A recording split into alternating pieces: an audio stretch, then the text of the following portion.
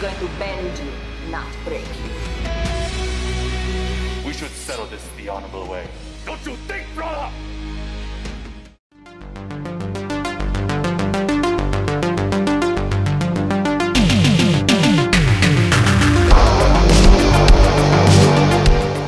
Hi and welcome to the Geek Legion of Doom. We are going to be talking about a fan film today, Crimson Archer, a G.I. Joe fan film. I'm here with Steve, who is a huge G.I. Joe fan, so I wanted him to give his thoughts on this movie. It's actually a feature-length fan film, running just under an hour and a half, and is co-directed, produced and stars Pierre Doanetto, who we actually did an interview with on this channel a short time ago. Now, to give you a brief plot synopsis, it effectively is a kind of live-action version of the actual G.I. Joe cartoon show that, of course, was popular in the 80s, and it's less of a kind of readaptation of the kind of the live-action movies that you've seen, and more a direct kind of like version of that, of the cartoon show. Now, it takes place when the Cobra kind of terrorist group has been inactive for a while, and as such, the G.I. Joe has been partially disbanded. Their funding's been cut. There are only a few active G.I. Joes at operations at the moment. However, one of their numbers, Scarlet, is actually captured by Cobra, who have been kind of recouping their losses and kind of trying to rebuild. And Cobra intend to kind of try and brainwash Scarlet into be kind of betraying the Joes. And a small team of G.I. Joes, including Shipwreck, Duke, Roadblock and Snake Eyes, and Beachhead, go to effectively rescue Scarlet and try and take out this kind of Cobra output. Now, what will happen? You'll have to watch the movie and find out. I will leave details in the kind of description of this fan film. On the subject of a fan film, we do have to kind of bear in mind this is a movie which is not made for commercial use. So we have to look at it through a different lens. This movie is purely funded by the filmmakers and the fans who love this movie, and it's not made for kind of commercial profit. And we have to bear in mind the kind of restrictions that's going to put on the filmmakers here. So it's obviously going to be restrictive in what it can do. But let's discuss. What did you think of it, Steve? How did you find Crimson Archer? I really enjoyed it. I thought it was great, so very loyal to the cartoon, as Leo said, which is what I liked about it. So the previous like Hollywood films I felt weren't loyal to the comics or the cartoon. I really enjoyed it. It's a fun movie.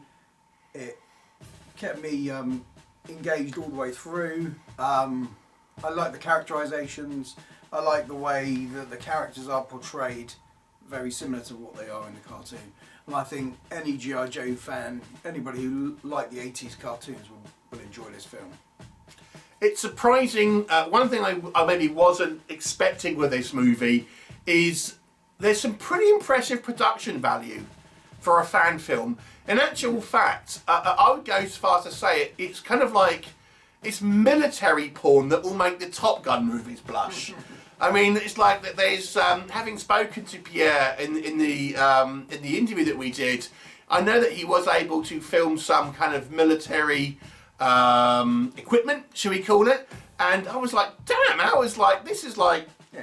I mean, it looks like impressive. It looks like they've got access and been able to kind of like film in locations that you just wouldn't expect not only a fan film to be filming in, but also low budget kind of B movies. If you think of the likes of the Asylum movies and kind of low budget action films, I mean, they'll kind of like have less kind of access to this kind of real military kind of locations and equipment than this movie did. I was like, how have they done this? I mean, it's impressive in regards to the kind of the way that they've incorporated real life military machinery, equipment, locations into this movie. It took quite, certainly in the first half of this movie.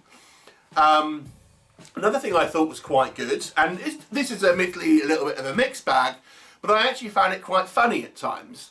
There was a few kind of good gags, and especially if you are quite familiar with some of the kind of the characters of G.I. Joe. For example, this will go over someone's head if you're not familiar, but they make a joke about Gung-Ho looking like he's part of the Village People, for example. And again, that would mean nothing unless you're familiar with that character in like the comics and the toys and things like that. So I thought it was some of the humour here. I mean, it doesn't always work, and I'll come on to what I think didn't work, but I thought there were some genuinely kind of quite amusing jokes in this movie. And I also quite like the interplay between the Joes. So the first half of the movie is we see like a bit of a mini mission at the beginning, and then we have a kind of like the character work, the interplay between the kind of the Joes and Little Cobra. But I just like the kind of like in the locker room kind of banter between. It was Chuckles, wasn't it? Yeah, Chuckles and Beachhead and like Roadblock and all that. It was just kind of like, you know, chatting and things like that, and it was just true to the characters, but just kind of fun and some kind of quite good sort of comedic elements to it as well. I think if you're familiar with the cartoons and everything, you kind of go into the movie, you know the characters, so it's like really easy to kind of just get your head around what's going on. That's what I felt anyway. And also, it's the look of the characters, I think, is very impressive. Again, this isn't trying to be a like a realistic adaptation of the kind of like, we've got this idea of G.I. Joe, and if you think about the Transformers movies, how they've updated it for kind of like the live action. This is really transporting like a Cobra Trooper that you had in the cartoon with the kind of like the mask and the helmet and the blue kind of uniform, and then just putting it on in live action. I mean, I don't think it all translates 100%. Maybe some of it looks a little goofier, but I think for the fans of the kind of the cartoon show and the comics and the toys, you'll instantly kind of recognise certain characters and certain kind of like, you know, versions of kind of Cobra Troopers and things like that. So it really is paying homage to that kind of that source material so faithfully. You know, it is quite kind of like impressive in that regards. It's also quite action-packed. There's kind of lots of kind of like set pieces and kind of action sequences. We get fight scenes between like Snake Eyes and Storm Shadow. Lots of firefights and yeah, it's great. Yeah. We get Dr. Mindbender, who's like a kind of like a scientist trying to do, you know, experiments on Scarlet, and we have a bit of a kind of like a sexy kind of like Baroness character and stuff as well, kind of being evilly seductive and all that sort of stuff. The interrelationship, the interplay, her and Destro kind of relate to each other. Yeah, so there's lots of kind of like fun surprises. It's a very fun movie. It's very impressive considering this is a fan film, and this, you know, I watch a lot of B movies on this channel, and this is certainly a impressive production and surpasses even some commercial kind of like low budget B movies that I've reviewed here that are actually meant to be out on kind of sale and things. Some of the production value looks more impressive than that. So, you know, and it's shot well. I thought the kind of the camera works, you know, the cameras, you know, cinematography, lighting, sound design was all pretty good. Yeah. So let's now to transition. So anything you think maybe didn't work, Steve? What did you think? What did you think? Any negatives? Bear in mind, we have to kind of keep in the fact that this movie is only a fan film, so we won't be kind of looking at it through the same lens as maybe a commercial film. Anything? No. Okay, there you go. No negatives from Steve. Okay, there you go. So for myself, I think some of the music choices could have been a little better. I think there were some kind of like generic kind of sounding musical choices. I think maybe could have been a little more dramatic. I think maybe the humour is a little broad in places. I did find some of the jokes funny, but I think some of them, especially in regards to the Cobra side of things, I felt maybe were a little juvenile potentially.